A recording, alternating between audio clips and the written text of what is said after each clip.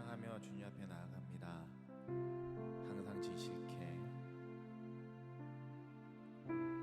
항상 진실케 내 맘 바꾸사 하나님답게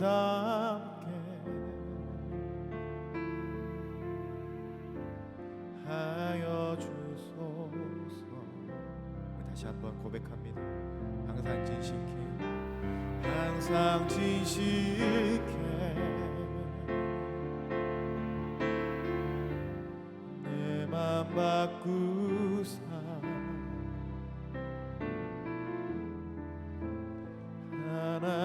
하나님답게 하여 주소서.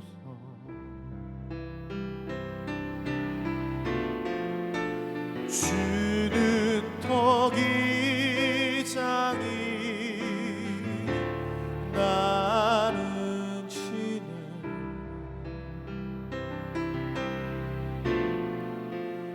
날 빚으소서 기도하오니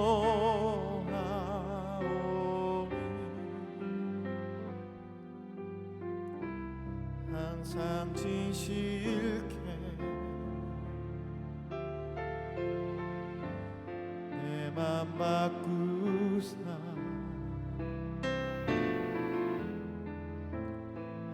하나님답게 하여 주소서. 주는 토기장이 나는 치는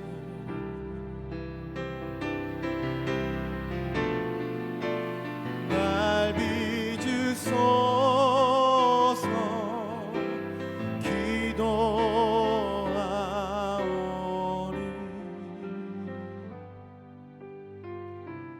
항상 진실케 내 맘 바꾸사 하나님답게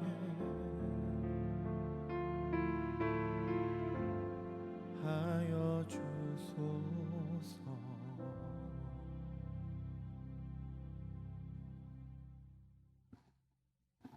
주님, 참 감사합니다.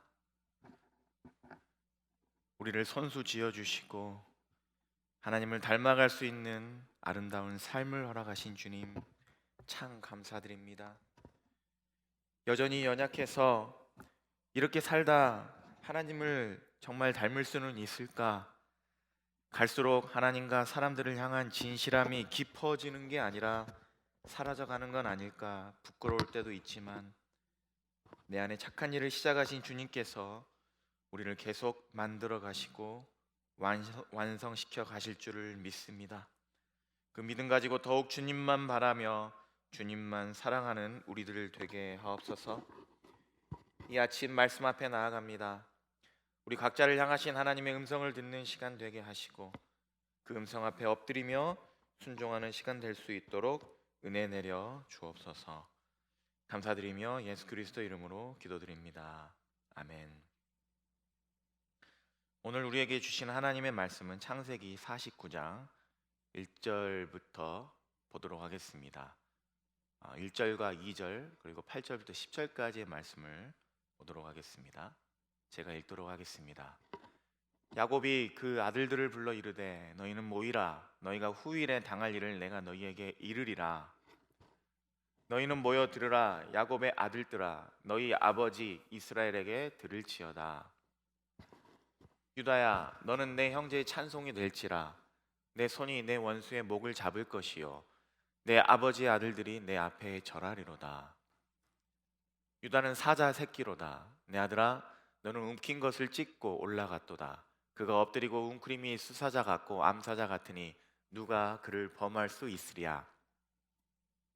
주가 유다를 떠나지 아니하며 통치자의 지팡이가 그 발 사이에서 떠나지 아니하기를 실로가 오시기까지 이르리니 그에게 모든 백성이 복종하리로다.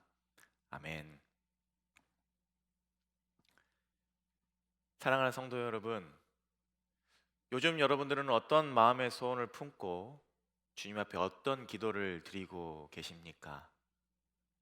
특별히 자녀들을 위해서 하는 기도는 어떤 기도를 주님 앞에 드리고 계십니까?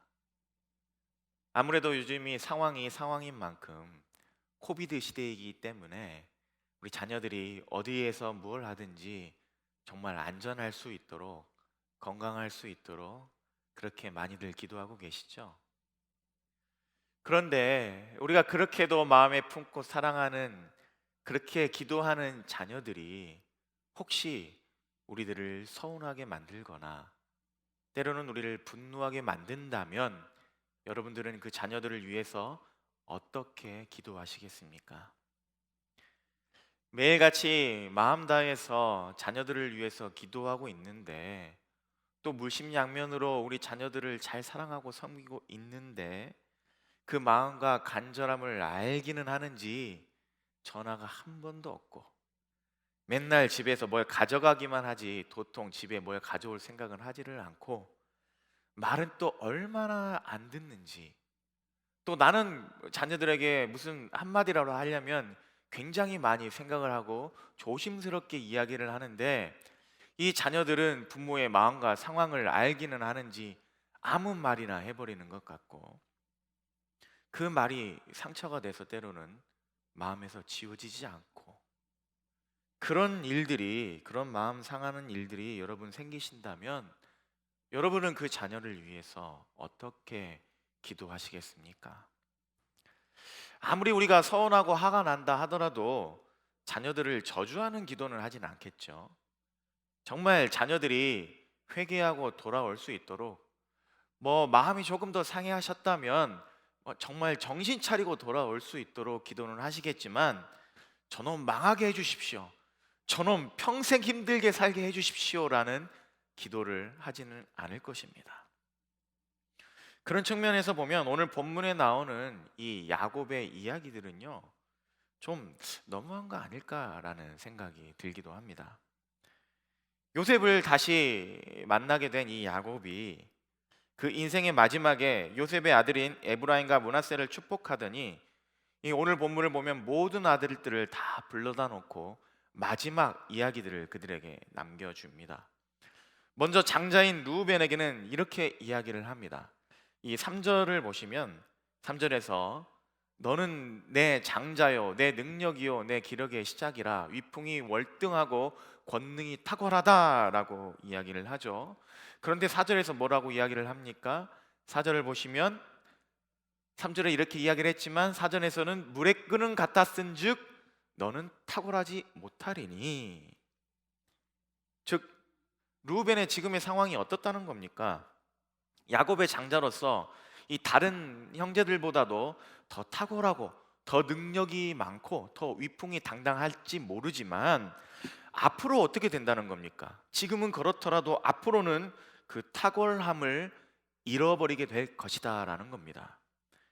이것은 루벤의 자손들이 다른 동생들의 자손보다 뛰어날 게 전혀 없는 자손들이 된다라는 말인 동시에 이 탁월한 지위, 즉 루벤의 장자권을 잃어버리게 된다는 선언인 것입니다. 그 이유는요, 아버지의 침상에 올랐다는 겁니다. 이 라헬의 여종이고 아버지의 첩이었던 비라와 루벤이 동침을 하게 된 것이죠. 이 당시 여인들의 상황을 우리가 생각을 할 때, 또 우리가 다른 외경들을 살펴볼 때 이것은 아마 사랑이 아니라 강간에 가까웠을 것입니다. 루벤이 사실은 정말 말도 안 되는 악한 일을 저질렀던 것입니다. 그래서 야곱이 이야기한 겁니다. 네가 아무리 장자라 할지라도 결코 그 장자로서의 탁월함을 계속해서 유지하지 못할 것이다. 이 형제들을 다 모아놓고 마지막 순간에 그런 이야기를 할 때 그곳의 분위기가 어땠을까요? 아마 이 르우벤은 정말 부끄럽기도 하고 당황스러웠기도 할 겁니다. 아버지가 돌아가시기 전에 다 모아놓고 유언으로 이런 말씀을 하시니까 동생들 앞에서, 특별히 이런 상황을 전혀 몰랐던 요셉과 그의 자녀들 앞에서 얼마나 부끄러웠고 당황스러웠겠습니까? 그렇게 르우벤에 대한 이야기를 마치더니 야곱은 계속해서 둘째와 셋째 아들에 대해서 이야기를 합니다. 7절을 보시겠습니다. 7절에 뭐라고 이야기를 하시냐면, 우리 같이 읽어볼까요? 그 노여움이 혹독하니 저주를 받을 것이요 분기가 맹렬하니 저주를 받을 것이라. 내가 그들을 야곱 중에서 나누며 이스라엘 중에서 흩으리로다. 여기 보시면 노여움이 혹독하니 뭐를 받을 거라고요? 저주를 받을 거랍니다. 분기가 맹렬하니 뭐를 받는다고요? 저주를 받을 것이다 라고 이야기를 하고 있습니다. 물론 이 시므온과 레이에게는 죄가 있었습니다. 자신들의 여동생인 이 디나가 강간을 당했을 때 이 세겜 사람들, 강간을 했던 세겜 사람들을 모두 속이고 거룩한 의식이었던 이 할례까지도 다 이용을 하면서 세겜의 모든 사람들을 잔인하게 학살했던 장본인들이 바로 이 두 아들 시므온과 레위였습니다. 그 죄는 정말 큰 죄였죠. 그런데 그렇다고 해서 아버지가 자녀들에게 회개해라, 그날을 기억하면서 철저히 돌이켜라, 그래야만 너희들이 하나님 앞에서 살아갈 수 있을 것이다 라고 말한 것이 아니라 저주를 받게 될 것이다 라고 이야기를 한 것입니다. 도대체 왜 그랬을까요? 왜 야곱은 자신의 생애 마지막에 아들들을 불러다가 마지막까지 그들에게 저주를 하고 있는 것일까요? 도대체 이 죽음 앞에서 마지막 유언으로 자녀에게 저주를 남기는 부모의 마음은 어떤 마음일까요? 그런데요, 여러분, 우리 아까 읽었던 7절 후반부를 다시 한번 봐보도록 하겠습니다. 우리 7절 후반부를 다시 한번 보시면 조금 다르게 이야기를 합니다. 저주를 받을 것이다 라고 이야기한 다음에 뭐라고 하죠? 내가 그들을 야곱 중에서 나누며 이스라엘 중에서 흩으리로다. 자, 여기 보시면 여기에서 내가 그들을 이라고 했죠. 여기서 내가 누굴까요? 나는 누굴까요? 야곱이 말하고 있으니 여기 주체가 야곱일까요? 그렇다면 야곱을 넣어서 읽어보면 야곱이 그들을 야곱 중에서 나누며 이스라엘 중에서 흩트린다라고 말을 하고 있는 걸까요? 그건 아니겠죠. 여기서 나라는 주체는 야곱이 아니라 바로 하나님이십니다. 즉 야곱은요, 지금 자신의 감정과 지난 날들을 되새기면서 아들들에게 유언을 남기고 있는 것이 아니라 하나님이 그에게 선포하게 하신 말씀들을 아들들에게 전달하고 있는 것입니다. 즉 아버지로서 아들에게 자신의 생각을 남기기보다는 하나님의 대언자로서 하나님에게 들었던 말씀을 그들에게 전달하고 있는 것이죠. 그래서 오늘 본문 1절을 보시면 그렇게 시작을 했던 것입니다. 1절에도 보시면 너희가 후일에 당할 일을 내가 너희에게 이르리라. 즉 야곱이 자녀들에게 너희들 행실을 한번 보다 보아하니 너희들 앞으로 이런 일이 닥칠 거다라고 자신의 생각을 말한 것이 아니라 하나님이 자녀들의 앞날에 대해서 야곱에게 알려주셨고 그 알려주신 것들을 토대로 자녀들의 앞날을 예언하고 있는 것입니다. 즉 오늘의 본문은요, 하나님이 야곱의 자녀들의 지난 행실을 돌아보게 만드시면서 그 행실들이 어떠한 결과를 초래하게 되는지를 보게 하시는 겁니다. 그리고 그를 통해서 그런 범죄를 결코 가볍게 지나치지 말라는 메시지를 그들에게 또한 우리들에게 모두 보여주고 계시는 것이죠. 우리가요, 이 죄를 지으면 그 죄는 반드시 우리가 생각한 것 이상의 영향을 끼치게 됩니다. 르우벤의 정욕이 자신뿐만 아니라 그의 자손들까지도 결코 탁월할 수 없는 삶을 살게 만들어 버렸습니다. 실제로 이스라엘 전 역사를 통틀어서 그 후에 어떤 제사장이나 어떠한 예언자나 어떠한 왕도 이 르우벤 지파에서 나오질 않았습니다.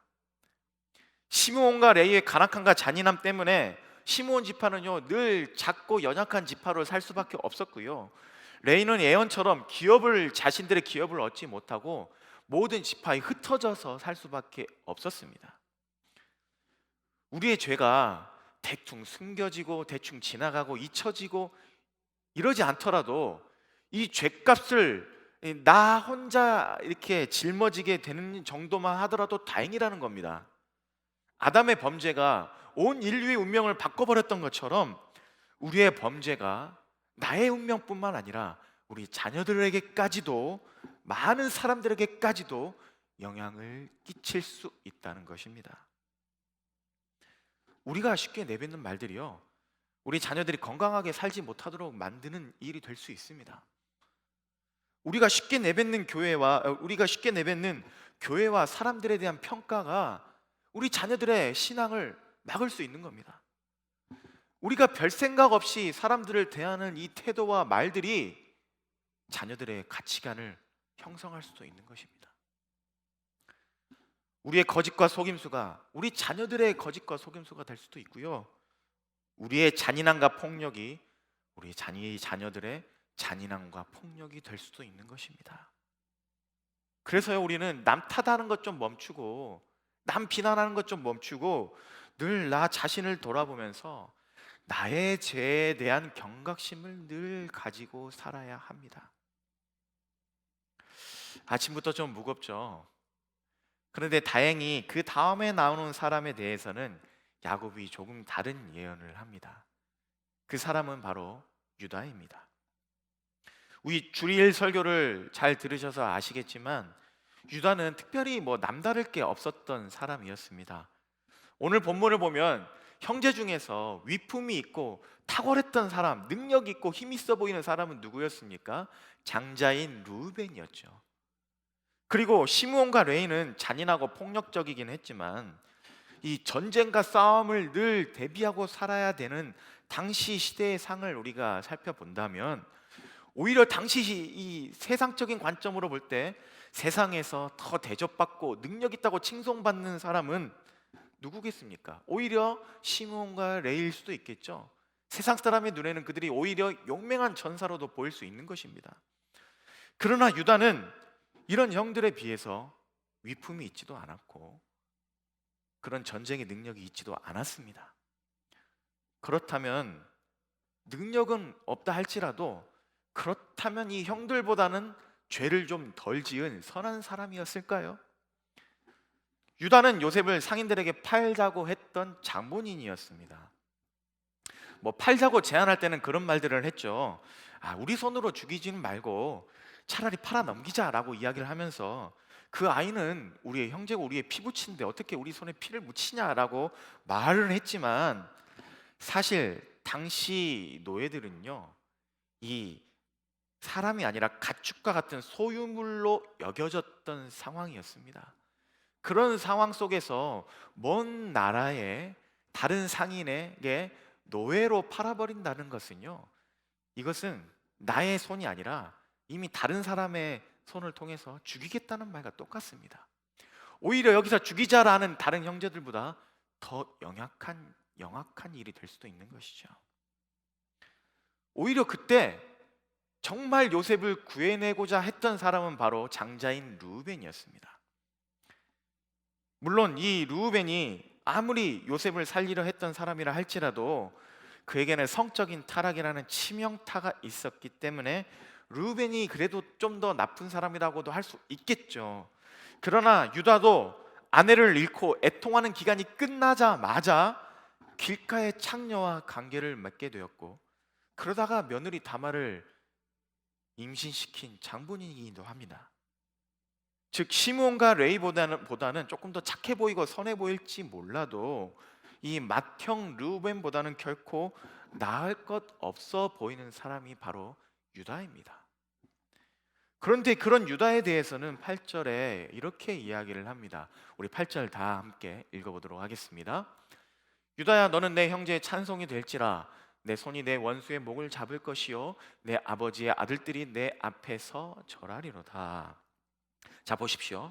뭐라고 이야기를 하죠? 형제의 찬송이 된다, 원수의 목을 잡는다, 아버지의 아들들이 절하게 된다. 최고의 축복을 하고 있죠. 그런 축복은요 10절에서 절정에 이릅니다. 10절을 보시면 뭐라고 이야기를 하죠? 그에게 모든 백성이 복종하리로다. 한마디로 뭐냐면요, 이 유다에게서 진정한 왕이 나온다는 겁니다. 실제로 후에 이스라엘을 다스리는 다윗 왕은 유다 지파의 자손이었죠. 그리고 그 후손 중에 왕 중의 왕이신 그리스도 예수께서 탄생하셨습니다. 이 같은 레아의 자녀들이고 그닥 특별해 보이지 않는데 도대체 뭐가 달라서 이 유다만 전혀 다른 대접을 받고 있는 것일까요? 그것도 그냥 축복이 아닌 메시아의 탄생까지도 예고되는 최고의 축복을 받게 된 것일까요? 그것은 바로 그가 죄를 지을 때까지는 형들과 비슷했지만 죄를 지은 다음의 모습이 형들과 전혀 달랐기 때문입니다. 주일날 손 목사님께서 말씀하신 것처럼 유다는 이 며느리 다말 사건을 통해서 자신의 잘못을 깊이 깨닫게 됩니다. 그리고 그 죄를 자백하죠. 다말이 옳다. 나는 잘못했다. 내 아들을 지키려다가 너를 버렸고 내 욕심만 챙기려다가 너를 범하게 되었다. 그렇게 죄를 자백하더니 다시는 다말을 가까이 하지 않았습니다. 그리고는 이꼴 저꼴 안 보고 내 맘대로 살겠다고 혼자 떨어져 나왔다는 모든 삶을 청산하고 다시 아버지의 그늘로 돌아가게 됩니다. 그냥 죄를 뉘우친 것만이 아니라 죄의 길에서 완전히 돌이키는 진정한 회개의 모습을 보여주었던 것이죠. 이러한 진정한 회개의 모습은 애굽에서 또 볼 수 있습니다. 애굽에서 동생 베냐민을 잃어버릴 위기 앞에서는 자신의 목숨까지도 아끼지 않으면서 이야기를 합니다. 아닙니다. 베냐민 대신 내가 대신 종이 되겠습니다 라고 이야기를 하면서 이 아들만은, 이 베냐민만큼은 다시 아버지에게 돌아갈 수 있도록 해주십시오 라고 이야기를 합니다. 자기조차고 동생을 종으로 팔아버렸던, 노예로 팔아버렸던 유다가 이제는 자신이 동생을 위해서 노예가 되겠다라고 이야기를 하고 있는 겁니다. 요셉을 미디안 상인들에게 팔아버리고 죄를 뉘우치면서 진심으로 회개하고 있는 것이죠. 결국 그 유다의 진실한 회개가 요셉의 깊은 분노와 상처를 치유하는 계기가 되었습니다. 그리고 요셉이 자신을 버렸던 모든 가족들을 다 받아들이면서 버림받았다는 상처 속에서 보냄받았다는 사명을 발견하는 계기가 되기도 합니다. 사랑하는 성도 여러분, 하나님은요 우리가 죄 때문에 심판받기를 원하시는 것이 아니라 그 죄에서 돌이키기를 원하십니다. 그것은 저주를 받고 있는 시므온과 레이에게도 마찬가지였습니다.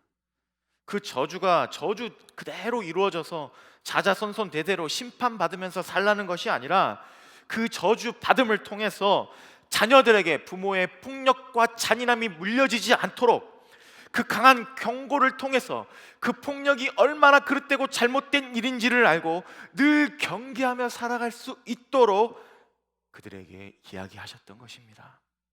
즉 하나님은 그들에 대한 저주가 아니라 그들의 잔인함과 폭력에 대한 저주를 보여주셨던 것이죠. 그것은 이스라엘의 수많은 역사를 통해서도 우리가 볼 수 있습니다. 하나님이 경고하시면서 멸망시키신다는 이스라엘, 심지어 이방 나라들까지도 하나님의 심판 메시지는요 심판 자체가 목적이 아니라 돌아오라는 거였습니다. 이 심판의 경고를 듣고서라도 이 마지막까지라도 돌아오라는 간절함이 담긴 하나님의 사랑의 메시지였던 것입니다. 죄는 누구나 지을 수 있습니다. 그러나 그 죄에 대해 회개하는 것은 누구나 할 수 있는 일은 아닙니다. 죄에서 돌이키며 회개하지 않으면 그 죄는 우리와 우리 후손들에게 큰 저주가 되지만 우리가 돌이키고 회개하면 코앞에 닥친 저주조차도 축복이 될 수가 있고 오히려 더 큰 은혜와 구원 앞에 서게 만들어줄 수도 있는 것입니다. 주님 보실 때 우리의 모습은 어떨까요? 르우벤과 같은 죄 앞에서 오래전에 지은 죄라고 은밀한 죄라고 그냥 잊고 살았거나 혹은 묻고 살았던 건 아닐까요? 시므온과 레위 같은 죄 앞에서 당연한 복수 혹은 살아남기 위한 당연한 몸부림이라고 스스로를 위로하면서 이 잔인함과 폭력을 정당화하면서 살았던 것은 아닐까요? 늘 나보다 더 심각해 보이는 남들의 죄만 우리가 이야기하면서 나는 누구처럼 잔인하진 않으니까, 나는 누구처럼 성적인 죄를 범하지는 않았으니까 나는 그나마 괜찮다라고 스스로를 위로하며 스스로를 속이며 살았던 것은 아닐까요? 우리의 모든 것을 아시는 주님은 이 순간도 우리를 바라보시며 우리를 간절히 기다리고 계십니다. 그 주님 앞에 우리의 모든 마음을 쏟아내어 드리는 이 아침 되기를 간절히 기원합니다.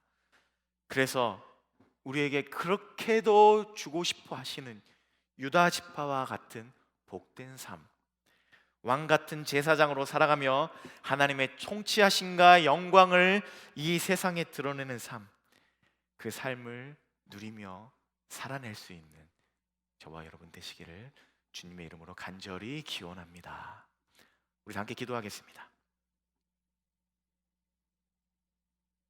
이 시간 우리 말씀을 기억하며 기도할 때 특별히 겸손히 주님 앞에 기도하며 나아가면 좋겠습니다. 주님, 우리를 성령의 빛으로 비춰 주시옵소서. 정말 돌이키고 회개해야 할 나의 죄를 깨닫게 하시고 주님 앞에 눈물로 고백하며 돌이키게 하옵소서. 진실한 회개로 주님 앞에 엎드리는 이 아침이 되게 하옵소서. 우리 다 함께 간절히 기도하며 주님 앞에 나아가겠습니다. 주님, 작아 보이는 죄, 남들보다 작아 보이는 죄, 누구나 범할 수 있어 보이는 평범한 죄, 기억조차 나지 않는 죄, 죄라고 여겨지지 않는 모든 죄까지도 이 시간 성령의 빛으로 비추어 주시옵소서. 그 죄를 주님 앞에 낱낱이 아뢰고 고백하게 하시고 돌이키며 회개하는 삶을 살기로 다시 한번 결단하는 이 아침 되게 하옵소서. 쉽게 잊어버리거나 쉽게 숨겨버리려 하지 않게 하시고 죄를 경홀히 여기지 않게 하셔서 우리를 위해 지신 십자가의 은혜를 값싼 싸구려 은혜로 전락시키지 않게 하옵소서. 우리 죄의 그 무게와 심각함 때문에 예수님이 이 땅에 오셔서 피 흘리며 죽으셨는데 그 죄를 여전히 쉽게만 여겼던 우리를 용서하여 주시고 부끄러운 우리의 죄를 주님 앞에 고백하게 하옵소서. 그리하여 회개하지 못해 저주 앞에 서는 우리들의 인생이 아니라 그 죄의 영향력을 우리의 자녀들과 우리 주위의 사람들에게 전달하고 사는 삶이 아니라 늘 주님 앞에 회개하는 삶으로 죄의 영향력을 끊어버리는 삶, 이미 죄의 영향을 받은 자녀들의 삶을 다시 한번 회복시키는 삶, 그래서 주님이 원하시는 왕같은 제사장의 삶을 살아갈 수 있는 우리들 되게 하옵소서. 늘 남의 죄만 찾아내고 남만 회개시키려 하지 않게 하시고 내 눈에 들보를 먼저 보며 늘 겸손하게 살아갈 수 있는 삶이 될 수 있도록 성령 하나님 이 아침 오셔서 우리의 마음을 새롭게 하여 주옵소서. 성령의 빛으로 우리 마음 깊은 곳까지 조명하여 주시고 진실한 회개로 주님 앞에 눈물로 나아갈 수 있는 우리들 될 수 있도록 역사하여 주옵소서. 주님, 우리 계속해서 기도하겠습니다. 우리 계속해서 한 가지 더 기도하시고 우리 각자 개인 기도의 시간을 갖겠는데요, 우리 마지막으로 기도하실 것은 우리 희망의 나눔을 위해서 기도하겠습니다. 이번에 창립 29주년 감사헌금을 교회에 하는 대신에 주위의 이웃들과 사랑을 나누는 시간을 갖게 되었습니다. 이 시간이요, 그냥 감사헌금을 교회에 하지 않는 시간이 아니라 정말 작은 거라도 이웃들과 나누는 시간이 될 수 있으면 좋겠습니다. 기도하실 때 주님, 우리도 살기 바쁘고 힘든 때인 건 사실이지만 부족해도 나누고 힘들어도 사람들을 돌볼 수 있는 진정한 그리스도인들이 되게 하옵소서. 그래서 이 시간을 통해서 많은 나눔과 사랑이 여러 사람들에게 흘러가는 시간, 그 작은 사랑과 나눔을 통하여서 많은 사람들이 회복되고 위로받는 시간이 될 수 있도록 은혜 내려 주시옵소서. 우리 마지막으로 간절히 기도하겠습니다. 주님, 29년 동안 한결같이 우리를 이끄시고 사랑하여 주신 주님의 은혜에 감사드립니다. 그 감사의 마음으로 이번에 희망의 나눔을 하려 합니다. 교회 29주년 감사헌금을 하는 대신에 주의 이웃들과 사랑을 나누는 시간을 가지려고 합니다. 하나님, 그냥 이 시간이 헌금을 교회에 안 하는 시간으로 끝나지 않게 하시고 힘들어도 사람을 찾고 섬기는, 그렇게 사랑하는 시간 되게 하옵소서. 작은 거라도 나누며 마음을 나누는 시간 되게 하시고, 그렇게 나누는 손길 위에 복의 복을 토하셔서 더 많은 사람들과 함께 나누는 기쁨을 만끽할 수 있는 선한 청지기들이 되게 하옵소서. 나누는 손길 위에 능력 또한 더하셔서 아픈 사람들을 위로하게 하시고, 치유하게 하시고, 깨어진 관계들이 회복되어지게 하시고, 오병이에 의해 기적이 일어나게 하셔서 수많은 사람들이 기뻐하며 배불러하는 역사가 시작되게 하옵소서. 나누는 손길 위에도 함께 하셔서 그 손길들 위로받게 하시고, 상처받는 일 없게 하시고, 내미는 손이 오히려 그들에게도 위로가 될 수 있도록 부족한 것 없도록 채워 주옵소서. 그래서 나눌수록 커지는 하나님 나라의 진정한 논리를 깨닫고 경험한 우리 모두가 될 수 있도록 은혜 내려 주옵소서. 주님 감사합니다.